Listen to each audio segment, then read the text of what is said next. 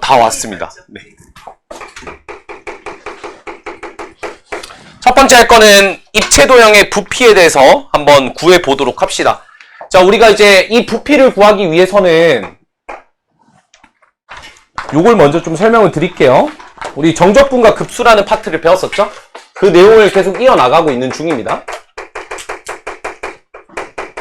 그때 배웠던 게 뭐였냐면 정적분의 의미가 이제 어떤 곡면의 면적의 넓이를 의미하고 있는 거고, 그 다음에 급수의 의미는 우리가 이제 여기서 이 구분구적법에 의해서 그 곡면의 면적을 잘게 직사각형으로 쪼개가지고 결국 합을 구했었죠. 근데 면적을 조금 잘 살펴보시면 우리가 예를 들어서 이런 게 있다고 가정합시다. 그러면 내가 여기서부터 여기까지 면적을 구하고 싶으면 여기 안에 임의의 정말 작은 직사각형 하나를 설정해가지고 이 직사각형들을 여기서부터 여기까지 무한하게 다 더해 나가죠. 그쵸? 근데 그 직사각형의 가로의 길이가 원래는 n분의 1로 정의가 되는데 n을 무한하게 보내면 거의 0에 가까워지고 그 친구가 이제 dx에 가까워진다고 말씀드렸었죠. 그래서 마치 직사각형이긴 한데 선인 거예요, 선. 원래 선은 두께가 없잖아요. 근데 두께가 있는 선인 거야. 뭔 말인지 알겠죠? 그러니까 되게 엄청 얇은 직사각형이라는 소리예요. 오케이? 우리 실제로 실 같은 거 한번 생각해보세요. 실.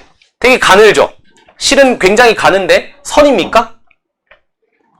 실은 선일까요? 아니죠, 당연히. 왜요? 선은 두께가 없어야 되잖아. 실은 두께가 있잖아. 0.1mm라도 두께가 있잖아요. 그러면 실은 뭐죠? 직사각형입니다. 맞죠? 자, 그렇기 때문에 얘도 마찬가지. 지금 이 직사각형이 굉장히 얇지만 그냥 완전 실 같다라고 생각하시면 돼요. 실. 그래서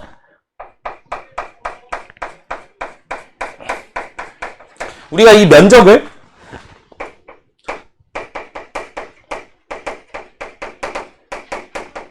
이렇게 받아들이면 좋을 것 같아요. 근데 선은 아니야. 진짜. 그러니까 표현하자면 이제 선인 거죠. 실 같은 애들. 그래서 걔네들을 다 더한 게, 무수히 많이 더한 게 바로 면적이 되더라. 면적에 수렴하더라. 라고 했던 게 이제 지난 시간의 얘기였죠.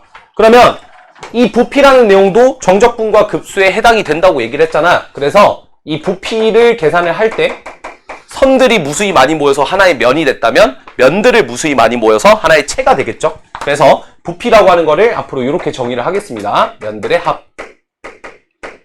오늘 내용은 이거예요. 면들을 무한하게 더해서 부피를 구하고자 하는 겁니다. 알겠죠? 간단하게 이제 예시를 좀 들어볼게요. 만약에 뭐 이런 입체가 있다고 가정을 해볼까요? 뭐 요런 입체? 요거 뭐 X축이라고 표현하긴 좀 그렇고 요런 입체가 있다고 가정합시다. 여기 이제 이렇게 원이 있어요. 그 다음에 이렇게 있어요. 그러면 그러니까 이런 입체가 있는데 제가 여기를 X축으로 잡을게요. X축으로 잡고, 오케이? X축의 수직이 되게끔 자를 거야. 그러니까 이거 어떻게 표현해야 되지? 여기 이제 뭐 닮았지?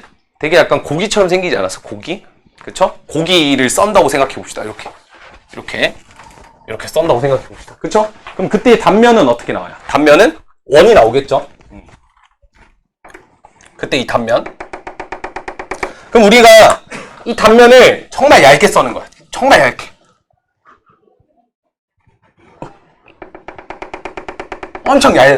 엄청 얇은 두께를 썰어요.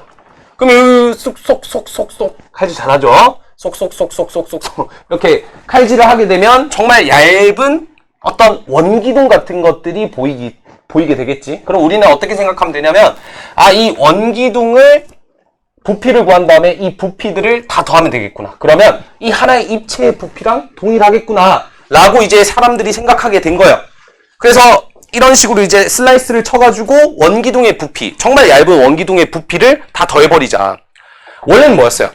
원래는 정말 얇은 선들, 그러니까 선이라고 하기는 좀 그렇지만 두께가 있는 얇은 직사각형들의 그것들의 다 합을 면적이라고 얘기했듯이 이 부피 또한 면들의 합, 정말 얇은 어떤 하나의 면.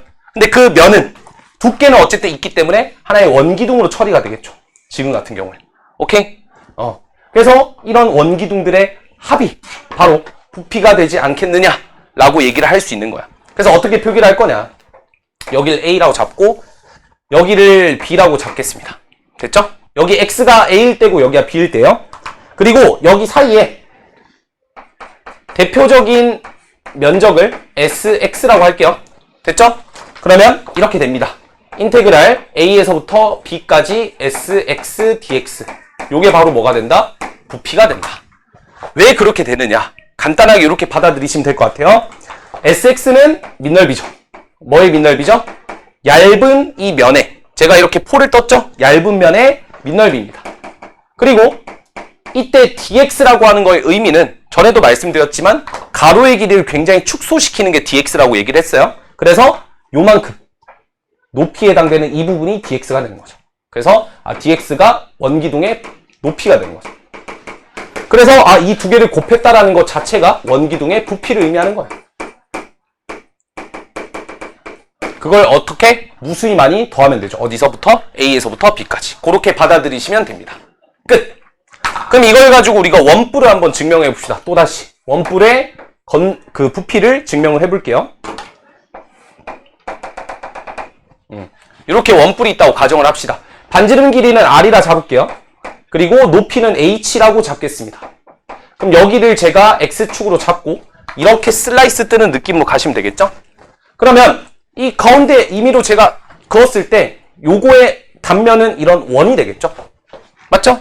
그럼 내가 지금 필요한 거는 이 SX가 지금 필요한 겁니다. 그럼 얘는 원이기 때문에 뭐가 필요하죠? 반지름이 필요하고요. 그 반지름은 요 길이랑 동일하다라는 걸 볼 수가 있죠. 근데 요 길이는 어떤 길인가요? 그쵸. 요 직선 위에 있는 한 점이 있는 좌표죠. 그럼 요 직선을 구해야 되겠네? 요 직선을 구하려고 봤더니 여기를 제가 0이라고 정의를 할게요. 그럼 여기가 h가 되겠죠? 왜냐하면 높이가 h라고 얘기를 했으니까. 그러면 여기 점의 좌표는 h, r일 겁니다. 요 길이가 h고 요 길이가 r이니까요. 맞죠? 그러면 h, r을 지나고 원점을 지나고 있으니까 요 초록색 직선은 y는 h분의 rx가 될 거예요. 괜찮죠? 직선이니까. 그러면 요 점의 좌표가 얼마가 되죠? x, y인데 x, h분의 rx로 정의를 해도 되죠. 그럼 따라서 요만큼의 길이가 y랑 같으니까 요만큼의 길이는 얘랑 같겠죠. h분의 rx. 반지름을 찾았어요. 그러면 인테그랄 어디서부터? 0에서부터 h까지. 0에서부터 h까지. 누구를 적분하면 되죠? sx를 적분하면 되는데 sx가 h분의 rx. 여기가 반지름의 길이니까 제곱하고 파이까지 갖다 붙이면 원의 넓이가 나오는 거죠. dx 붙이면 이게 원기둥의 높이. 그래서 따라서 얘가 원기둥의 부피겠죠. 계산해 보시면 3분의 1 파이 r 제곱 h가 나올 겁니다. 이런 식으로 이제 원뿔의 부피도 증명할 수가 있겠죠. 그러면 구도 증명할 수 있겠죠. 어떻게 하면 되죠? 구는 이렇게 슬라이스 하면 되죠. 이렇게 잘라내면 되죠. 그렇죠? 그럼 이렇게 자르면 이런 원이 나오겠죠. 걔네들 다 더하면 되겠죠. 뭐 구도 한번 증명해 볼까요? 간단하게 해야지. 반지름의 길이가 r일 때 우리가 구의 부피는 어떻게 구했냐면 이렇게 구했어요. 구의 부피는 3분의 4 파이 r 세제곱 이렇게 구했었죠? 그쵸? 그래서 구의 부피를 우리가 이 부피 방법으로, 요 방법을 우리가 뭐라고 하냐면 디스크 메소드라고 합니다. 원판 방법이라고 하는 건데 어쨌든 이렇게 잘랐을 때 디스크, 그러니까 한마디로 얘기해서 이 원기둥이 나온다 해서 디스크 메소드라고 해요. 그래서 이제 그 방법을 이용해서 이 원을, 부피를 한번 증명을 또 해봅시다. 또 원 하나 그려놓고 그 다음에 이제 X축을 어디로 잡느냐에 따라 바뀔 텐데 그럼 X축 여기 잡죠 뭐. 그쵸? 그럼 여기서 슬라이스가 됐어요. 그냥 요만큼이 이렇게 자르면 이렇게 슬라이스가 되겠죠? 이런 식으로. 그쵸? 그럼 내가 지금 필요한 거는 이 대표적인 이 친구가 필요한 거예요. 얘를 구해야 돼요. 오케이? 그러면 반지름 길이 아까 R이라고 했으니까 여기를 마이너스 R이라 잡고 여기를 R이라 잡게요. 그럼 이제 여기서 얘가 원점이 있을 거고 여기 원점이겠죠. 그쵸? 이런 식으로 잡을 수가 있겠죠. 그럼 나는 요만큼의 뭐가 필요하죠? 반지름 길이가 필요합니다. 근데 요 반지름의 길이는 요 점의 y좌표랑 일치하겠죠. 그럼 요 점의 y좌표를 찾으려면 얘 자체가 뭐니까? 원의 방정식이니까 원의 방정식 x의 제곱 더하기 y제곱은 r제곱이 될 거고, 정리해주게 되면 y 값을 플러스 마이너스 루트에 r제곱 마이너스 x제곱 이렇게 바꿔도 상관없겠죠. 근데 나는 요 위에 있는 친구가 궁금해 라고 했으니까 마이너스가 아니라 플러스만. 됐죠? 근데 요 점의 좌표가 x, y인데 그 y가 요걸로 정의가 됩니다. 따라서 요만큼의 길이가 얘랑 같다는 거죠. r-x제곱의 루트 씌운 거. 그러면 우리가 sx라고 하는 이 친구는 반지름의 길이의 제곱의 파이니까 얘 제곱해서 파이 붙여주면 r제곱 마이너스 x제곱의 파이. 이렇게 원넓이가 나온 거죠. 그럼 어디서부터 적분하면 되나요? 마이너스 r부터 r까지 그 원들을 쫙 다 더해나면 하나의 공이 되겠죠. 9가 되겠죠. 따라서 마이너스 r부터 r까지 r제곱 마이너스 x제곱 파이 이렇게 되는데 여기서 어차피 이거 우함수잖아요. 그래서 뺍시다 뒤로. 슉슉슉슉슉슉슉슉 됐죠? 그럼 얘 정리해주면 2파이에 얘 정리해주면 얼마 되죠? r제곱 x가 되죠? 마이너스 3분의 1 x의 세제곱 0부터 r까지 2파이에 어차피 0 사라지니까 r만 넣으면 r 세제곱에서 3분의 1 r 세제곱이니까 빼면 3분의 2 r 세제곱이고 결국에 곱해주면 부피 공식이 나옵니다. 됐죠? 이런 식으로 여러분들이 직접 유도를 해보시면 이 부피에 대한 내용은 크게 어렵지 않을 거예요. 요게 끝이에요. 오케이.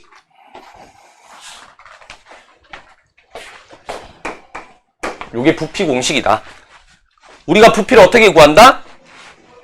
입체도형이 있으면 요렇게 단면을 잘라서 그 단면들을 다 합친 거랑 동일하다.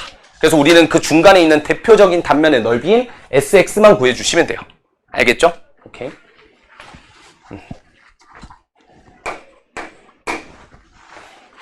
다음 3번을 볼까요? 원기둥의 밑부분을 잘라낸 입체의 부피를 구하라는 문제인데 요거는 페이지가 몇 페이지니? 잠깐만 아직 개념 파트란다? 제가 포커스 내용을 좀 가져와 봤는데 어차피 이거는 이따 문제에도 있어가지고 미리 좀 설명을 좀 드릴게요.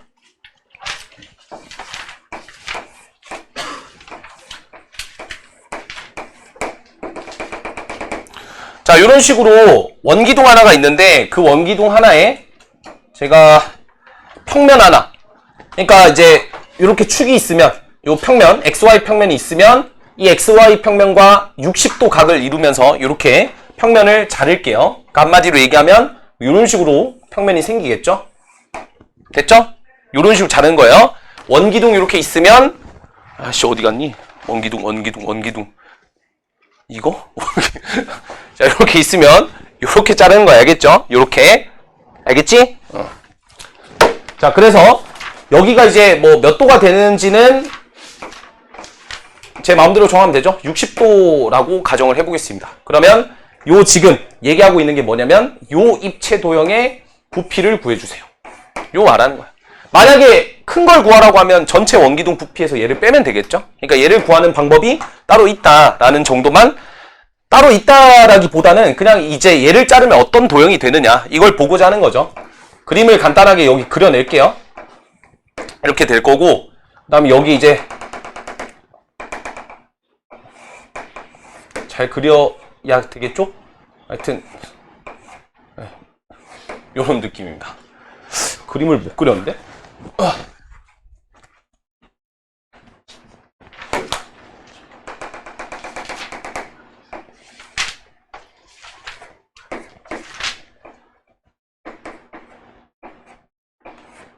자, 요런 느낌인 거죠, 지금. 그럼 이 면적 구하라는 거, 이 부피를 구해보라는 거야. 알겠지? 그럼 요 부피를 어떻게 구해낼 거냐. 얘는, 이제, 제가 요렇게 자르면 어떻게 될까요? 요렇게 자르면 혹시 반원이 나올까? 요렇게 자르면? 어떻게 될까요?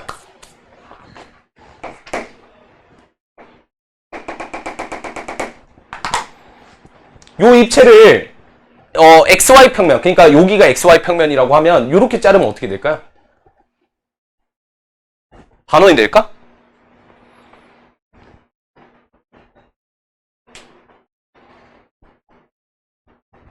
반원이 될까요? 아니면 어떤 게 될까? 이렇게 자르면. 왜냐면 잘랐을 때 그 면적을 구할 수 있어야죠. 우리가 이렇게 자르든지 이렇게 자르든지 이렇게 자를 건데 어쨌든 잘랐을 때 지금처럼 이 면적을 구할 수 있어야 되겠죠? 그렇게 했을 때 이렇게 자르면 어떻게 될까요?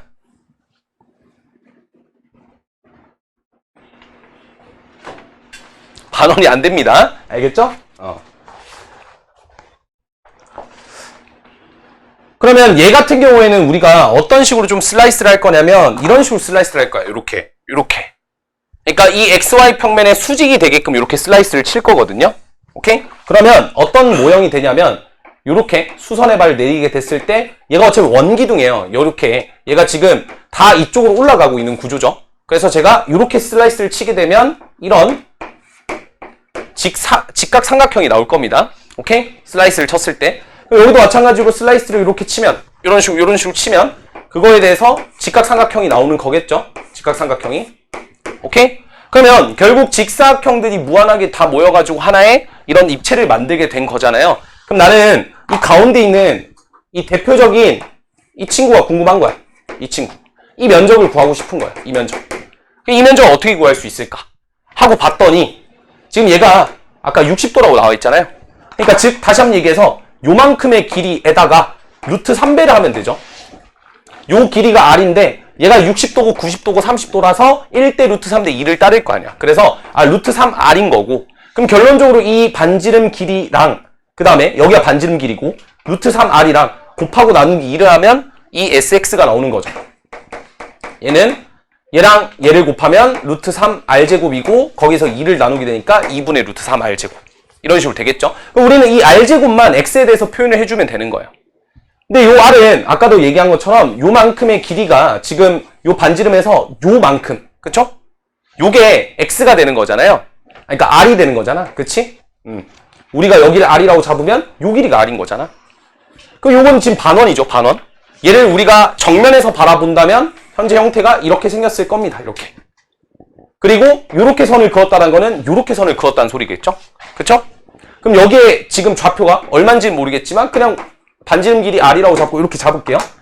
그러면 요 친구는 여기가 원점이기 때문에 Y는 루트에 R제곱 마이너스 X의 제곱으로 바꿔서 써도 되죠. 원의 방정식을 이용해서. 그쵸? 그러면 요만큼의 길이가 어떻게 됩니까? 요만큼의 길이랑 똑같아지겠죠.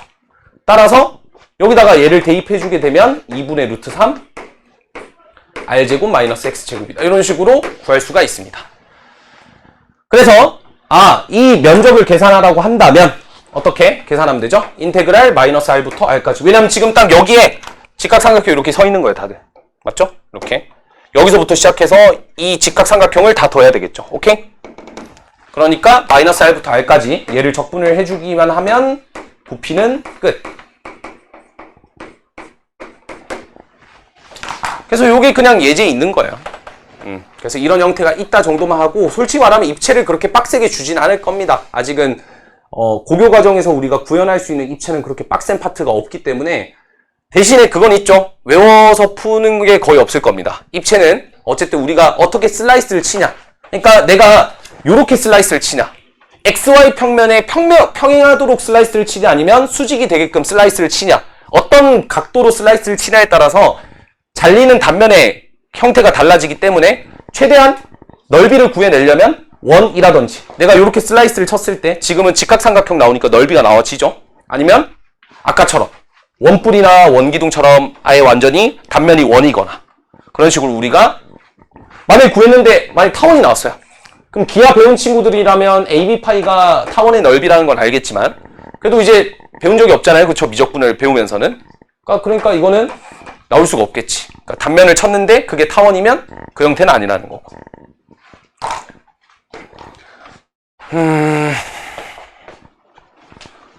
그러면 뭐 문제 한번 같이 풀어볼까요? 예제만 먼저 좀 풀어볼게요. 요 예제는 그 개념에 있는 예제예요. 문제 이렇게 나와 있습니다. 오른쪽 그림과 같이 그릇이 있대요. 아이고 이거 그릇 다 그려야 되네.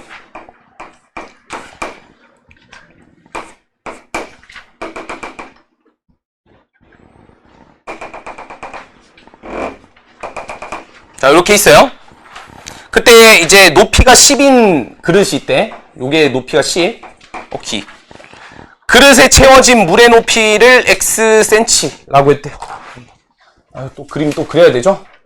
훅, 슉,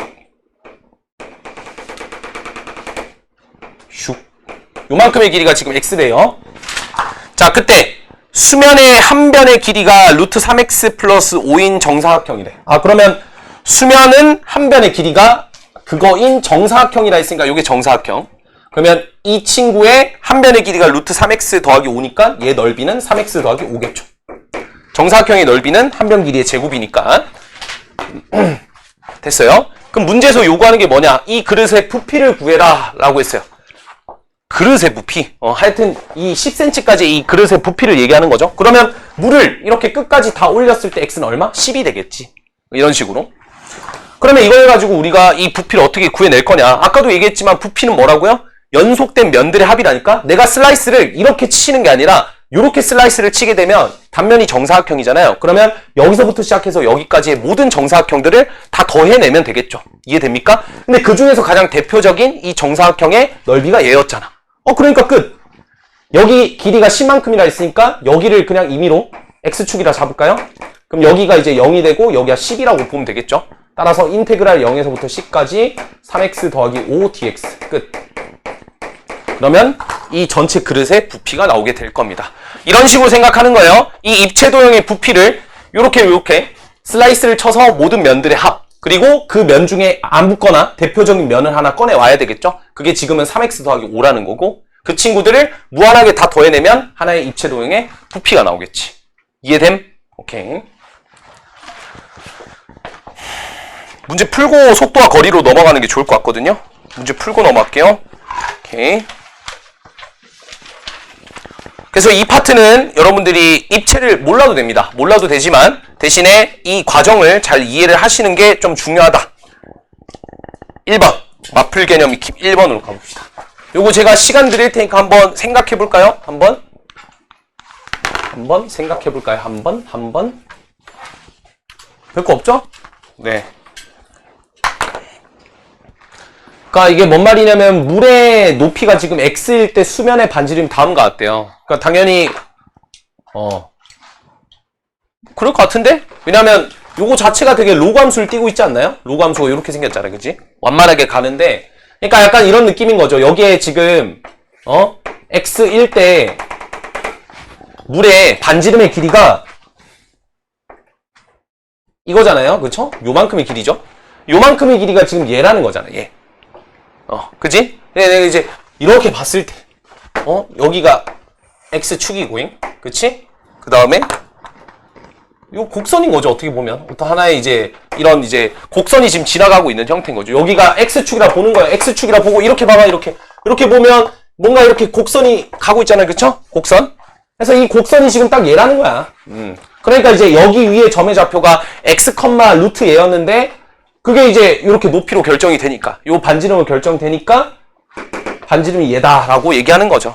근데 뭐 그것까지는 알 필요는 없고, 문제에서 요구하는 게 이제 물의 깊이가 E-1일 때 부피를 구하라 했거든요. 그러면 딱 제가 여기까지가 E-1이라 하겠습니다. 이 높이가. 그때 이 부피니까 요 부피를 구하라는 거죠. 요만큼 지금. 그럼 어떻게 구할 수 있냐? 어떻게 구할 수 있죠? 여기를 제가 x축으로 잡고, 맞죠?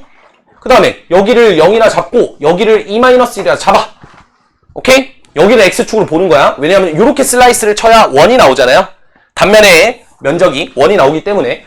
그래서 인테그랄 0에서부터 E-1까지 가장 가운데에 있는 sx가 궁금하다고 얘기를 했죠. 근데 그거는 원이고, 원의 반지름 길이가 얘라고 했으니까 넓이를 구하면 ln x 플러스 1파이가 되겠죠. 맞죠? 집어넣으면 되겠네. 끝.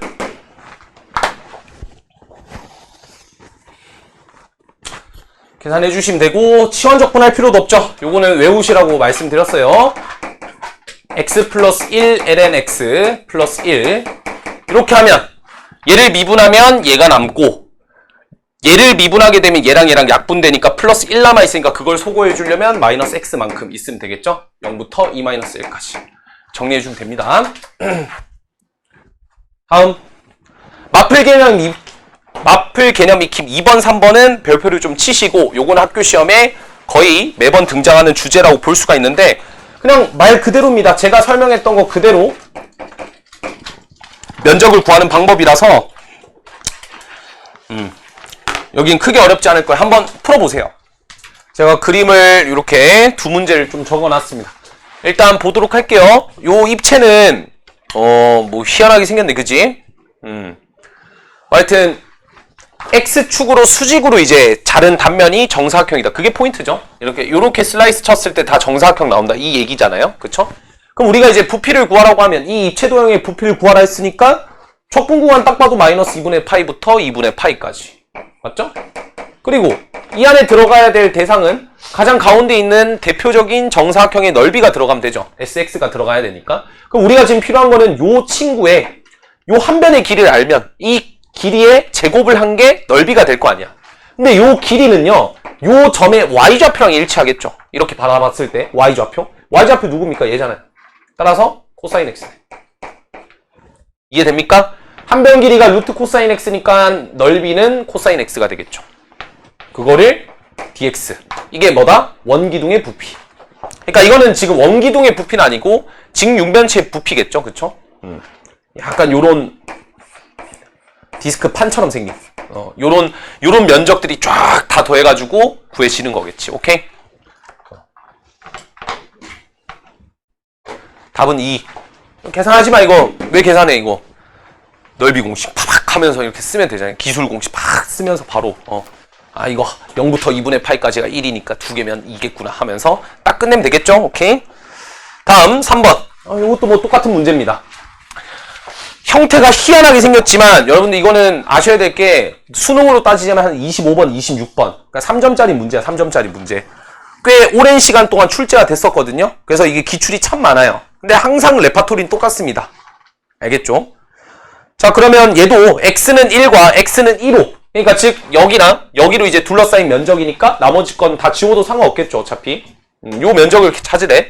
근데 x축에 또 수직으로 잘랐더니 이 입체 도형이 있는데 걔를 수직으로 잘랐더니 뭐 이런 친구인 것 같아요. 이런 이제 입체 도형이 있는데 수직으로 잘랐더니 정사각형이 나왔대. 그러면 내가 지금 구해야 될 게 이거라니까? 왜? 이 입체 도형을 이렇게 잘라야 된다고. 잘라서 그걸 다 더하는 거잖아. 모든 면들의 합이잖아요. 그러면 가장 가운데 있는 이 정사각형의 면적은 요 길이에다가 제곱이라고. 근데 요 길이가 얼마입니까? 요 길이가 요 점에서의 y좌표잖아요. y좌표. 따라서 인테그랄 1부터 2까지 얘 제곱한 거. 끝! 계산하면 됩니다. 적분할 수 있죠? 적분되죠. 왜? lnx 미분한 형태 x분의 1이 곱해져 있으니까 치환적분 쓰시면 됩니다. 따라서 얘 적분해 주시면 3분의 1 x의 3승 플러스 3분의 1 lnx의 3승 1부터 2까지 정리해 주시면 답이 나올 거예요.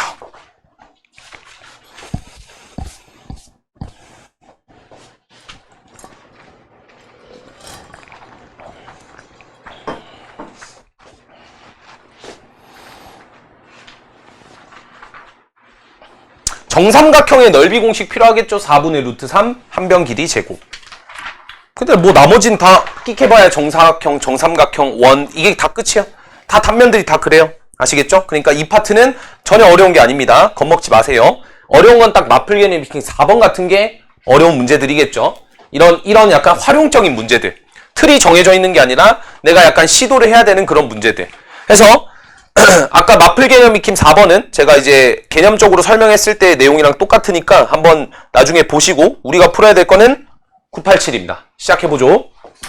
자, 일단 제가 좀 더 기반한 풀이를 얘기한 이유가 뭐냐면 마플 개념 익힘 4번 확인 유제, 변형 문제 이거 싹 다 똑같은 유형인데 발전 문제 987번만 다른 방식으로 제가 좀 접근을 했거든요.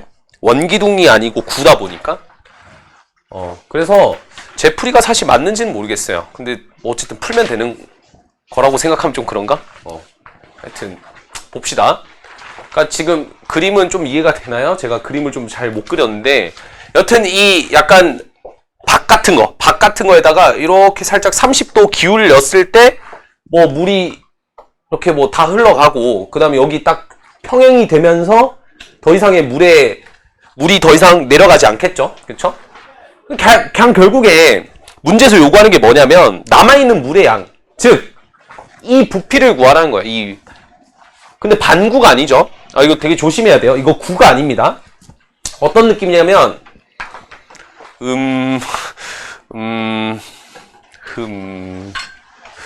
머리가 이렇게, 머리로 예시를 들긴 좀 그렇네.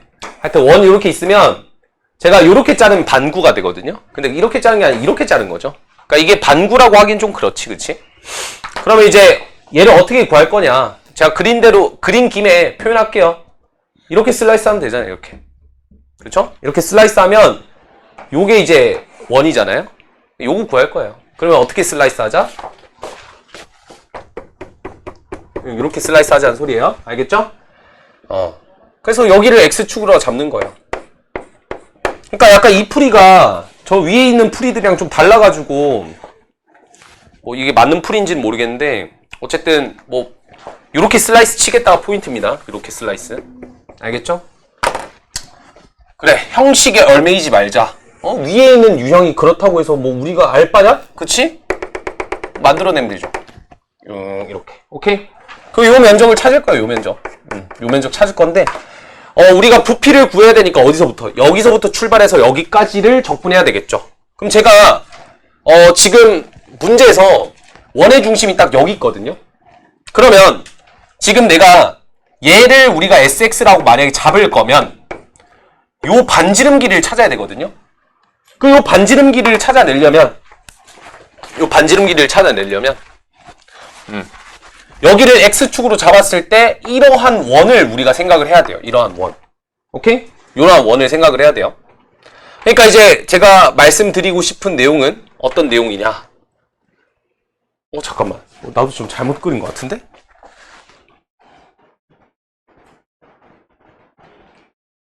비상.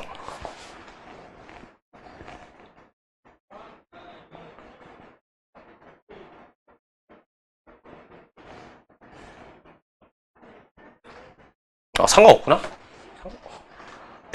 상관없을까? 상관없을까? 과연?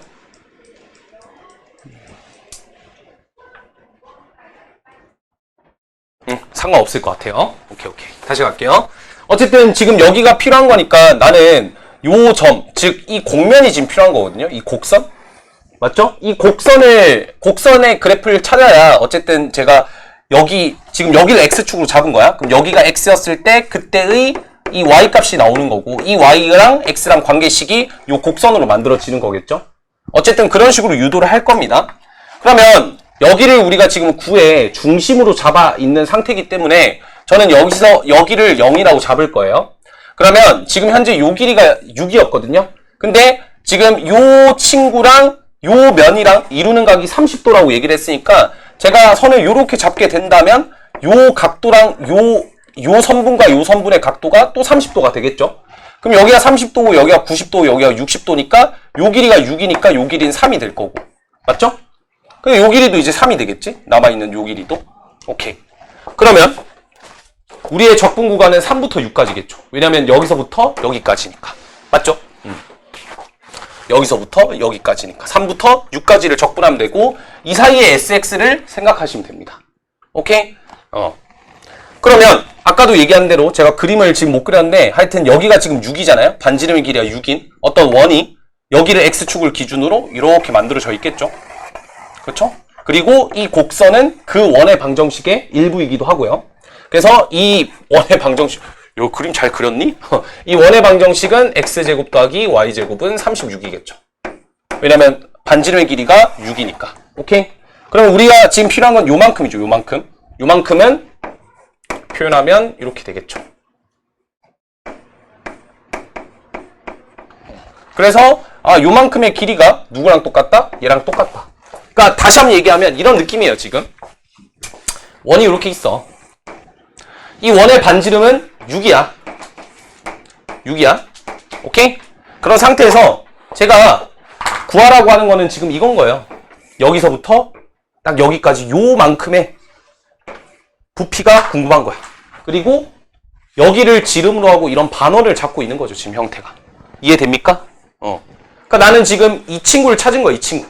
요 길이는 요 곡선과 동일한 거잖아요. 그 얘기를 하고 있는 거야. 지금. 오케이? 그래서 요 친구의 반지름을 찾기 위해서 우리는 요 곡선을 찾았고 요 곡선이 얘였다. 그래서 반지름의 길이가 얘니까 그거를 제곱하면 36-x 제곱이 되고 거기다 파이만 갖다 붙이면 원의 넓이겠죠. 그래서 요 dx 하면 45파이가 나올 겁니다. 요거예요. 다른 방법 또 찾았어? 똑같이 했어? 그러면? 답이 안 나왔어?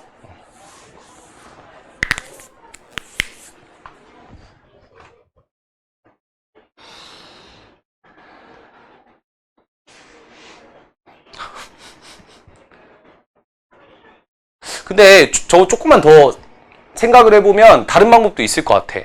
하여튼 저는 일단 그냥 정말 단순하게 요 친구가 전 요거라고 생각하고 문제를 푼 거거든요. 요 구의 일부다. 이렇게 대고 풀었거든요.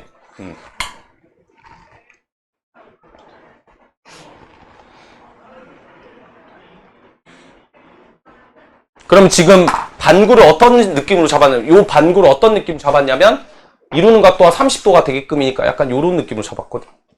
요렇게 중심을 지나게끔 반구를 잡은 상태에서 기울여서 지금 이렇게 물을 만든 느낌이거든요. 뭔 느낌인지 알겠나요? 알겠나요? 요게 반구잖아요, 반구. 이만큼이 발음 조심해야 돼. 반구가 아니라 반구겠죠, 반구. 반구를 30도 기울여서 요런 이제 그 활골 모양의 어떤 그릇 형태라고 해야 되나? 저걸 만든 거죠.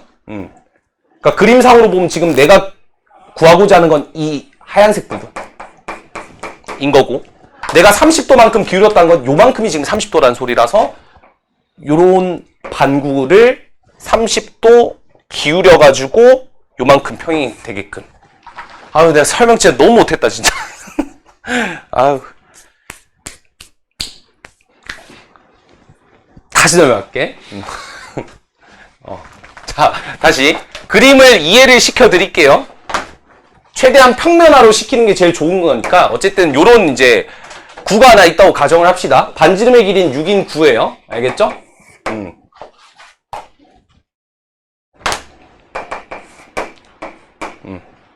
그럼 나는 지금 회전을 좀 시켰잖아요. 그쵸? 이거를 여기 반구가 요렇게 있었던 거를 30도 회전을 시킨 거잖아. 그치? 그럼 요렇게 있던 거를 30도 회전을 시킨 거죠. 그러니까 어떤 느낌이냐면 요렇게 있던 걸 30도 회전시켰으니까 요만큼 이렇게 그려지면 안 돼요.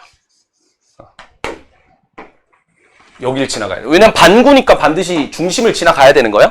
알겠죠? 그럼 이제 요 친구랑 지금 요 친구랑 똑같은 거예요. 제가 평면화 작업을 한 거예요. 알겠죠? 그런 느낌인 거고. 문제에서 요구하는 게 뭐였다? 요거였다, 요거. 요거 구하라. 요거 구하라. 요거. 됐나요? 요거 구하라는 거야. 오케이? 요거 구하라는 거고, 요거 구하려고 제가 여기를 X축으로 잡고 했던 거예요. 이렇게 X축을 잡고. 오케이? 여기가 30도였기 때문에, 이만큼의 각도가 30도였기 때문에, 여기가 수직이고, 여기가 6이라서 여기가 3, 여기가 3이었던 거예요. 그래서 여기를 우리가 원점으로 잡고, 왜냐면 여기를 원점으로 잡아야 우리가 이런 식으로 원방정식을 굉장히 빠르게, 간편하게 나타낼 수 있으니까. 그럼 여기가 X축이었으니까 여기가 3, 여기가 6이었던 거죠. 그래서 3부터 6까지. 그리고 요 곡선은, 그러니까 내가 이제 여기에 임의의 어떤 원의 넓이를 찾아야 되죠. 이 대표적인 원의 넓이를 찾아 나가야 되는데, 넓이를 찾으려면 요 길이가 필요한데, 요 길이가 결국 뭐였다? 요 점의 Y좌표. 여기를 x, y라고 얘기를 했을 때 여기가 x축이고 여기가 y축이니까 y좌표가 지금 필요한 거고 그 y좌표는 요 구의 그 원의 방정식 누구? 얘 곡선이었다 라는 정보까지 체크를 해서 그걸 접근한 거예요. 그냥 알겠죠? 그래서 한번 더 복습해보세요. 이 입체를 평면화시키면 이렇게 생겼다. 오케이? 여기 지우면 되겠죠? 여기를 지우면 파이팅! 다른 방법 있으면 또 찾아보겠습니다.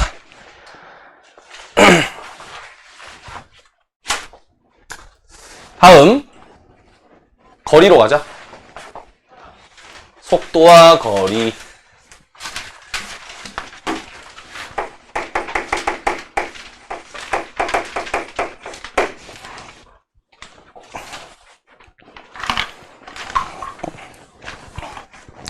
자, 갑니다잉. 속도와 거리. 간단하게 이제 지난 시간에 했던 거를 좀 생각을 해보자면, 우리가 이제 수직선 위에서, 수직선 위에서 어떤 위치에 대한 식을 xt라고 보통 잡죠. 그럼 그 친구를 이제 우리가 미분을 하게 되면, 단순하게 미분을 하게 되면 얘가 의미하는 게 위치의 순간적인 변화량이니까 그걸 속도라고 합니다. 속도라서 vt라고 표현하고요. 얘를 한 번 더 미분을 하게 되면 속도의 변화량이라고 해서 가속도라고 표현을 하고요. 우리가 이제 얘를 at라고 얘기를 하죠. 그래서 이제 위치를 미분하게 되면 속도가 되고, 속도를 미분하게 되면 가속도가 된다 라고 하는 것까지는 그냥 수직선 위에서의 운동인 거고, 반대로 가속도를 적분하고 속도를 적분하게 되면 각각의 이제 또 관계성이 달라지겠죠. 그래서 가속도 적분하면 속도, 속도 적분하면 위치. 그래서 우리가 수학2에서는 얘를 그래프를 가지고 막 이렇게 놀았어. 근데 미적분에서는 안 놉니다. 그렇게 절대 안 놀고 그냥 단순하게 미분할 줄 아냐, 적분할, 이것도 아니에요. 그냥 정적분할 줄 아냐, 이게 끝이야. 알겠지? 내용이 훨씬 더 간단합니다. 알겠죠? 그래서 우리가 여기서 몇 가지 좀 예시를 좀 보여드릴 건데, 만약에 이렇게 한번 얘기를 좀 해볼게요. 잠깐만. 수직선 하나를 좀 그려놓을게. 수직선 하나 있을 거고, 여기 점 P가 여기 있다고 칠게요. 5에 있다고 쳐봅시다.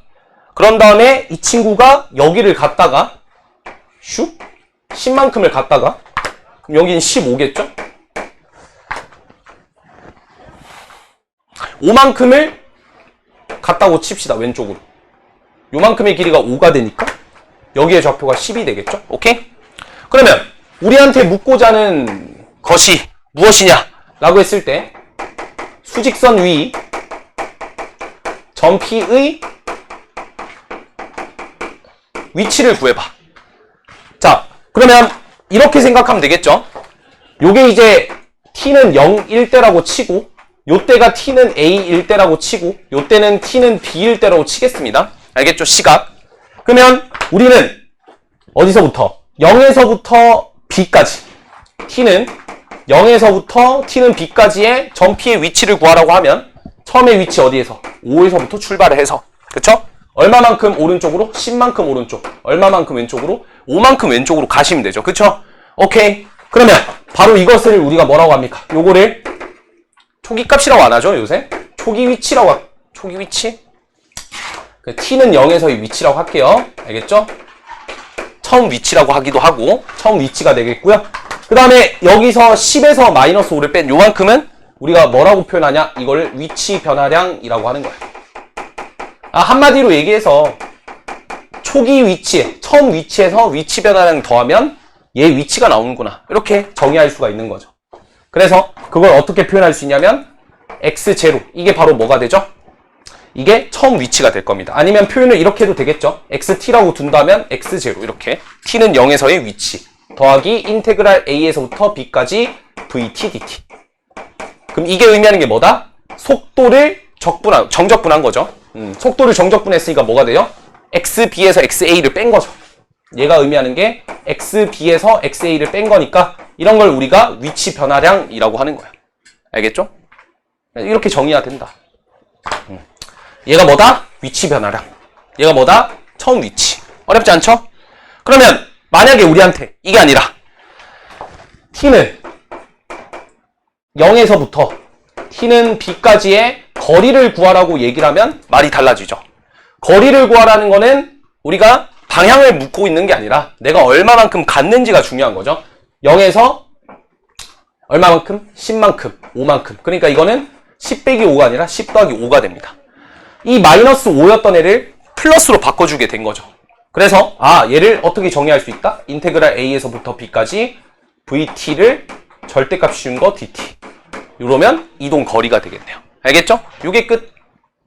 이렇게 할 줄만 알면 돼요. 그리고 이것도 안 나와, 사실. 잘 안 나와요. 알겠죠? 다음 게 굉장히 많이 나오겠죠? 근데 일단 가기 전에 문제 풀고 그러고 넘어갑시다. 이제 원점을 출발하여, 뭐 어딘가에 있는 문제인데 그냥 보시면 돼요. 원점을 출발하여 수직선 위를 움직이는 점 P의 시각 t에서의 속도가 vt인데 그 친구가 t-1 2의 t승이다, 이렇게 나와 있어요. 다음을 구하되 첫 번째, 점 P에서의 위치를 구해보세요. 이런 문제가 있네요. 점 P에서의 위치는 어떻게 구하냐? 부정적분하라는 소리죠. 그죠? xt 구하라는 소리지. 그러면 부정적분하면 인테그랄 t-1 2의 t승 dt니까 적분해주게 되면 t-2 2의 t승 플러스 c 이렇게 되겠죠? 맞나요? 적분을 하게 되면. 자, 그러면 여기서 우리가 나와 있는 정보가 원점을 출발했다라고 얘기를 했으니까 x0는 0. 그렇죠? 초기값이 일단 0이라는 걸 준 거죠. 그래서 이 적분 상수에 대한 힌트를 준 거니까 0 넣으면 마이너스 2니까 플러스 2가 되면 되겠네요. 적분하면 이거 되는 거 맞지? 아닌가? 잠깐만. 맞죠? 오케이. 두 번째. 점 P, T는 0에서 T는 1까지 거리를 구하래요. 움직인 거리. 점 P가 움직인 거리를 구하래. 그래서 우리가 이제 여기서 인테그랄 0에서부터 1까지 절대값 t-1 괄호 열고 2의 t승 dt 이런 식으로 그냥 구해주면 되겠죠. 근데 여기서 우리가 t-1 2의 t승인데 이 어차피 2의 t승은 무슨 수예요? 양수니까 이 친구를 뭐 할 수 있어요? 바깥으로 이렇게 보내도 상관이 없는 거죠. 그리고 마찬가지로 0에서부터 1까지 사이니까 t-1은 무슨 수가 되죠? 음수가 되니까 그냥 이거는 뭐 절대값을 우리가 케이스를 분류해서 풀 필요도 없고 단순하게 그냥 적분해주면 되는 문제죠. 오케이. 그래서 요거 적분하면 끝입니다. 이해되시죠? 마지막! 오늘의 마지막이다. 미적분의 끝! 평면 운동에서의 속도와 거리. 오늘은 요것만 하고 마무리합시다.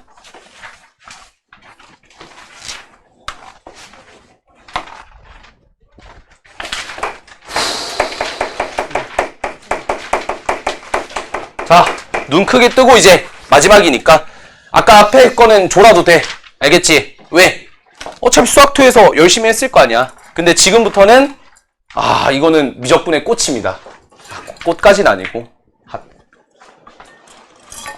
자, 어쨌든 평면 운동 위에서 우리가 요거를 구해볼 건데 그래 저는 이제 마플 교과서랑 아예 설명하는 방식이 좀 달라서 시중교재랑 좀 달라서 그냥 앞만 보시면 될 것 같아요.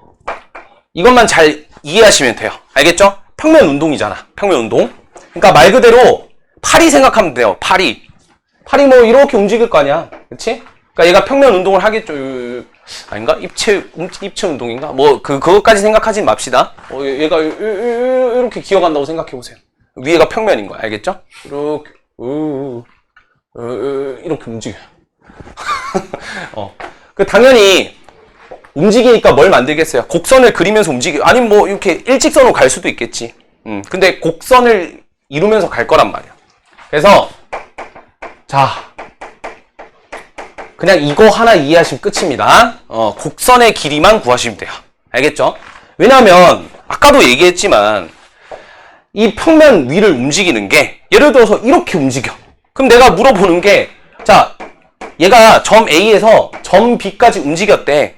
그러면 이 거리 어떻게 되냐면 점 사이 거리 공식 쓰면 돼요. 문제는 뭐니까?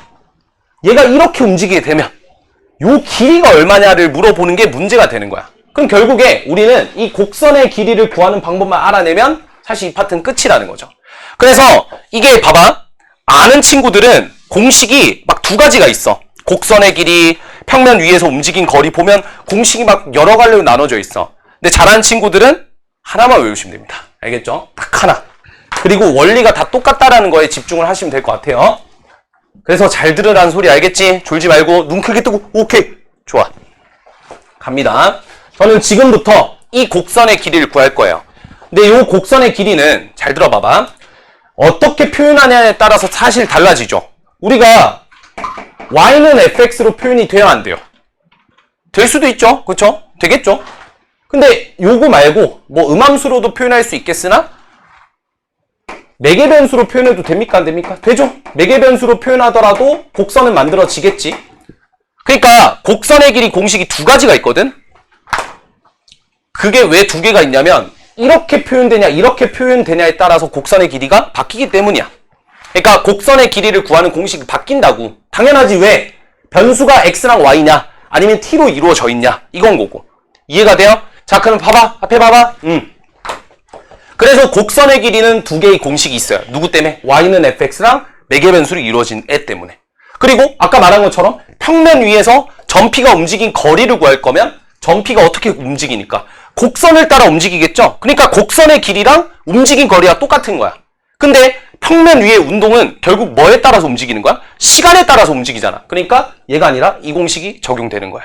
왜? 변수가, 매개 변수가 시간이니까. 이해됩니까? 그 차이밖에 없는 거야. 그러면 곡선의 길이랑 점이 움직인 거리는 똑같아요.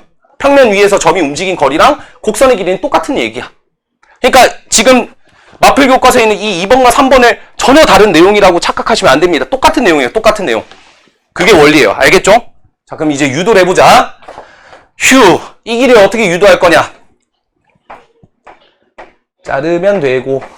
그쵸? 왜냐면 생각해보세요. 넓이 어떻게 구했어요? 우수수수수수수수 다 더했고. 그 다음에 부피 어떻게 구했어요? 수수수수수수수 다 더했고. 곡선 길이 어떻게 구해요? 수수수수수수수수수 다 더하면 되죠? 끝. 그래서 가장 대표적인 요 길이를 우리가 ds라고 할 겁니다. 이거를 다 더하면 되겠죠? 어디서부터? 여기서부터 시작해서 여기까지. 알겠죠? 오케이? 자, 그러면 우리가 이렇게 표현되냐 이렇게 표현되냐에 따라 다르니까 이렇게 표현되는 것보다 이렇게 표현되는 거 먼저 설명할게요. 이렇게 표현되면 여기가 t는 a일 때라고 보겠습니다. 오케이? 그럼 요 점의 좌표는 fa, ga다 이렇게 적용되는 거 알겠어? t에다 a 넣은 거야. 그 다음 t는 b일 때다 라고 하면 요 점의 좌표가 fb, gb다 이렇게 표현이 되겠죠? 오케이. 그러면 우리가 이 ds를 어떻게 구할 수 있느냐 이건데 이거 사실은 되게 어떻게? 되게 잘게 쪼개겠죠? 그쵸? 엄청 잘게 쪼개겠죠? 진짜 개미 똥구멍 모양 줄이겠지, 그치? 그러면 마치 이거를 확대를 했을 때 이 친구의 길이를 구하라는 거 아니야? 이걸 한 번 더 확대해 볼게요. 이렇게 생겼겠죠? 그럼 내가 이렇게 선을 긋게 되면 이건 직각삼각형이죠? 그리고 내가 지금 이 친구를 ds라고 잡은 거잖아요. 그럼 요 길이는 어떻게 구할 수 있냐? 요 친구랑 요 친구의 제곱의 합으로 처리가 되는데 근데 여러분들도 아시다시피 이 길이는 굉장히 작죠? 굉장히 작지, 굉장히. 그치? 굉장히 작을 거 아니야? 그래서 굉장히 작은 x의 길이를 dx, 여기를 dy라고 하는 거야. 됐나요? 왜냐면 요 길이가 x축에서 가장 작은 길이인 거고 요 길이가 y축에서 가장 작은 길이 아니겠어? 이해가 돼? 오케이? 그러니까 요 ds라고 하는 것은 뭐가 되죠? dx의 전체 제곱 더하기 dy의 전체 제곱 이렇게 계산이 되는 거죠. 그래서 인테그랄 걸고 우리가 이 친구를 집어넣게 되면 끝입니다. 근데 여기서 지금 이렇게 하면 함수를 아예 정의를 안 둔 거예요. 함수를 이제 더해야 되죠. 어떤 함수입니까? 매개 변수였던 거 기억하죠? 어디서부터? A에서부터 B까지. 그럼 적분 구간을 A에서부터 B까지로 하고 싶으면 적분 변수가 T가 나와야 되죠. 근데 T가 없죠. 만들면 되죠. 그래서 DT를 안에 넘깁니다. 그럼 어떻게 되죠? 인테그랄 A에서부터 B까지 루트에 DT가 안에 들어가면서 DT의 제곱이 돼서 dx dt의 제곱 플러스 dy dt의 제곱 dt 이렇게 되겠죠? dt분의 1이 안쪽으로 들어간 거예요. 그럼 dt의 제곱이 되니까. 그리고 dx dt랑 dy dt를 우리가 뭐라고 하죠? f't와 g't라고 하죠. 그래서 공식이 나옵니다.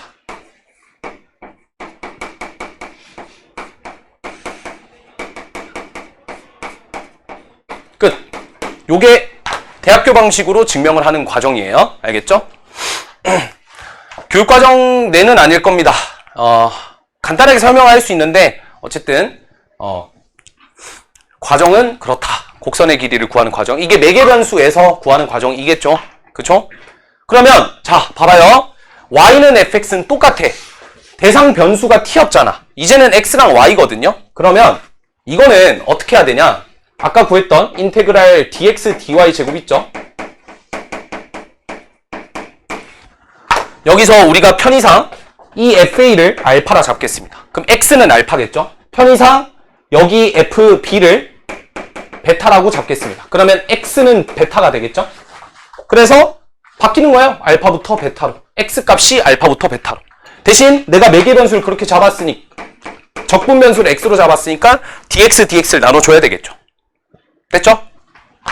그럼 여기서 이제 dx를 안쪽으로 보내게 되면 인테그랄 알파에서 베타까지 루트에 1 플러스 dy dx의 전체 제곱 dx 이렇게 되겠죠?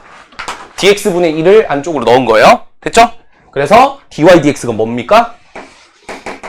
f'x죠? 그래서 곡선의 길이의 두 번째 공식이 나옵니다. f'x의 제곱에 1 더하기 f'x 제곱 루트 씌우고 적분해라. 알겠죠? 자, 다시 우리가 곡선의 길이를 구할 때 왜 두 가지 공식이 나온다? 왜 나오냐? 당연히 곡선이 y는 fx 꼴일 수도 있지만 매개 변수로 이루어져 있을 수도 있잖아요. 그쵸? 그렇기 때문에 두 가지를 배운다. 그러면 이게 도대체 평면 위에 움직이는 점의 움직인 거리랑 무슨 상관이 있냐? 당연히 평면 위에 이 친구가 수직선으로 이렇게 움직이는처럼 직선으로 움직이면 얘는 그냥 점과 점 사이 거리 공식 쓰면 되는 거죠. 그쵸? 근데 얘가 어떻게 움직여요? 이렇게 움직여, 이렇게 움직여. 이걸 움직이니까 이 거리를 구하라고 하는 거예요. 그러니까 그게 곡선의 길이인 거고. 근데 그 곡선은 어떻게 만들어지는 거지? 당연히 평면 운동이니까 시간에 따른, 그러니까 매개 변수가 시간이 될 수밖에 없는 거죠. 그러니까 이걸로 공식이 나오는 거예요. 그래서 이번에 보시면 504페이지에 평면 위에 움직인 점의 거리는 이걸로 정의가 되어 있고, 그 다음에 505페이지에 가시면 곡선의 길이는 공식이 두 가지가 나와 있는 이유가 그 이유입니다. 그러니까 이해하시면 이게 별 내용이 아니야, 진짜. 그리고 이 증명 과정은 조금 이제 내용이 좀 딥한 내용이긴 한데, 사실 이게 이렇게 공식이 나와 있는 게 왜 두 가지가 나왔냐? 의문이 들 수 있지만 이렇게 받아들이시면 됩니다. 알겠죠? 끝. 그러면 예제 풀고 마무리합시다.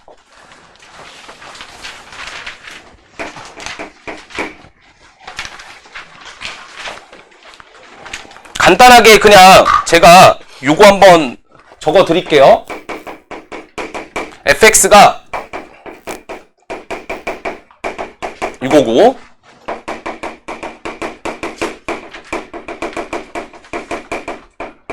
곡선의 길이 구하라는 문제입니다. 자, 그러면 이게 뭔 얘기냐? 요거 그래프 잠깐만 그려볼게요. 요게 이제 쌍곡선 함수인데 하이퍼볼릭 코사인 함수라고 합니다. 하이퍼볼릭 코사인 함수. 일단 이렇게 생겼어요. 이렇게 생겼는데 요 친구가 이제 마이너스 1부터 1까지 곡선의 길이니까 요거 구하라는 거예요. 요거.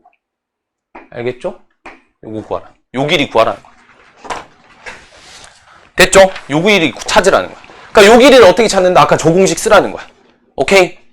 그래서 이제 약간 좀 기하적으로 하는 친구들은 그러면 0부터 1까지를 도배해도 되겠네라고 생각해도 된다고요. 0부터 1까지 곡선에서 0부터 마이너스 1까지 곡선 길이가 똑같잖아요. 우함수니까, 그치? 그래서 그냥 0부터 1까지에 도배해도 돼요. 알겠죠? 하여튼 이걸 구하는 방법은 뭐다? 0부터 1까지. 저는 우함수의 성질을 쓰겠습니다. 0부터 1까지. 두 배를 해놨죠? 요 길이와 요 길이 같으니까, 그지? 0부터 1까지. 대상은 누구? fx를 미분하시면 어떻게 되죠? f'x가 2분의 1에 2x 마이너스 2의 마이너스 x 이렇게 되죠? 그러면 루트에다가 뭘? 1 더하기 얘 제곱한 거 4분의 1에 2x 마이너스 2의 마이너스 x의 제곱 이렇게 계산하시면 됩니다. 근데 이거 계산이 될까 안 될까라고 했을 때 되겠죠? 왜 되냐? 잘 봐봐. 얘가 이거고 얘가 이거고 얘가 이건데 여기서 얘를 1을 더하면 여기 정확하게 얘만 플러스만 바뀌는 거죠. 그쵸? 그러니까 이게 뭐였다? 요거랑 요걸 더하게 되면 아하 이거 플러스란 소리죠? 그쵸? 플러스로 바뀝니다. 다시 정리할게요. 2 곱하기 0부터 1까지 2분의 1 2의 x 더하기 2의 마이너스 x dx. 제발 쓸 때는 절대값 꼭 씌워라. 알겠지? 오케이? 근데 절대값 안 씌운 이유는 단순하게 둘 다 양수니까 바로 생각을 할 수 있기 때문에 안 쓴 겁니다. 정리하시면 되죠? 2 곱하기 2분의 1 밖으로 쓸게요. 그냥 요 약분 되겠죠? 적분하면 2x 마이너스 2의 마이너스 x 0부터 1까지 1 넣으면 2 마이너스 2분의 1 0 넣으면 어차피 0이니까 답은 얘겠네. 하여튼 요 길이가 요거라는 거야. 알겠지? 그래서 실제로 수능 문제 한번 이렇게 출제가 된 적이 있어서 곡선 길이 하면 하도 애들이 무지성 플레이를 좀 많이 해요. 그냥 미분해서 제곱하고 1 더한다 막 이렇게 풀다 보니까 문제에서 딱 곡선을 이렇게 줘버린 거야. 아, 신박한 진짜 문제를 내셨죠. 그때 평가원이. 그래서 이거 구하래. 그래서 어떻게 풀어야 되냐? 별거 없었어요. 1부터 2까지는 곡선의 길이를 구하고 요건 그냥 1이잖아요. 이거 구하라는 문제였거든? 근데 애들이 이거에 놀란 거야. 어우씨, 이거 뭐야? 이거 어떻게 구해? 그러니까 공식으로만 계속 외운 거야. 이 형태 자체를. 아, 이런 형태 나오면, 이런 글 나오면 무조건 미분하고 제곱해서 1 더해라. 이렇게만 외우니까. 아니야. 곡선의 길이를 구하는 거야. 곡선의 길이. 알겠죠? 그러니까 우리가 지금 도구를 하나 배운 거야. 그러니까 이 길이를 구할 수 있는 도구를 배웠다고. 이거는 곡선의 길이 공식, 이거는 선분 길이. 요런 식으로 출제가 된 적이 있었다 정도만 기억해 두시면 될 것 같고, 다음 예제를 볼게요.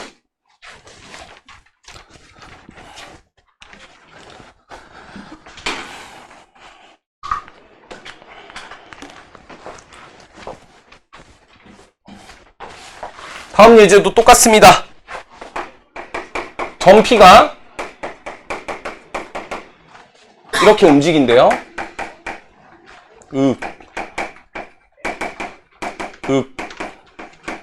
이렇게 움직인대. 알겠지? 점피가 시간에 따라서 위치가 다음과 같대요. x, y가. 그때 t는 0에서 t는 1까지 움직인 거리를 구해라. 이렇게 물어보는 거예요. 알겠죠? 그러면 어떻게 하죠? t는 0부터 1까지 움직인 거리니까 우리는 얘가 ft가 되는 거고 얘가 gt가 되는 거잖아요. 그래서 미분해서 제곱합니다. 미분을 하게 되면 x't는 미분하면 2의 t승에 그대로 두고 마이너스 2 사인의 2t 이렇게 두시고, 그 다음에 y'의 t는 2의 t승으로 묶어내면 사인의 2t에 미분하면 2 코사인의 2t 이런 식으로 미분이 되겠죠? 오케이. 그럼 얘를 가지고 뭐 하는 거예요? 제곱의 합이라니까? 됐죠? 바로 제곱할게요. 제곱의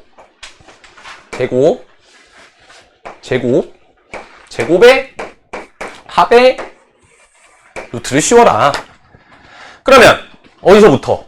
이거는 변수가 t였으니까 0부터 1까지 2의 2t승을 묶을 수 있죠. 그래서 2의 t승을 밖으로 보내도 상관이 없을 겁니다. 루트 안에 누가 들어가? 얘네들이 들어간다고. 이제 누구? 얘 제곱에서 얘 제곱. 근데 우리 삼각함수 이거 전개할 필요가 전혀 없는 게, 삼각함수 관계식에 의해서 사인 제곱 코사인 제곱 더하면 1이잖아요. 암산으로 하자고. 어떻게? 이 코사인 제곱과 여기 사인 제곱은 더하면 얼마? 1. 여기 4 사인 제곱과 여기 4 코사인 제곱 더하면 4. 그래서 5. 요거 2개 곱하고 요거 2개 더 곱하면 얼마예요? 더하면 0. 맞죠? 왜냐면 요거랑 요거 소거되잖아요. 아, 얘 5구나. 끝이에요. dt죠? 정리하면 답입니다. 됐어요?